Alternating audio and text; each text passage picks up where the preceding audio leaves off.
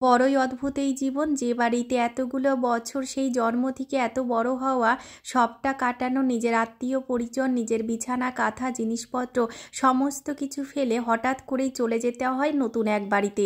সেখানে গিয়ে আবার বলতে হয় যে নিজের বাড়ি।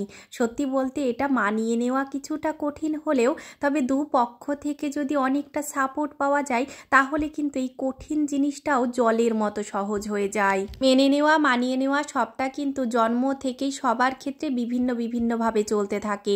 তবে এই মানিয়ে নেওয়াটা কিন্তু সমস্ত কিছুর থেকে একটু আলাদা আর একটু কঠিন। নিজের বাড়িকেই হট করে বলতে হয় বাপের বাড়ি, আবার নিজের মা বাবা, নিজের আত্মীয় পরিজনদের সঙ্গে দেখা করার জন্যই অপরের পারমিশন নিতে হয়।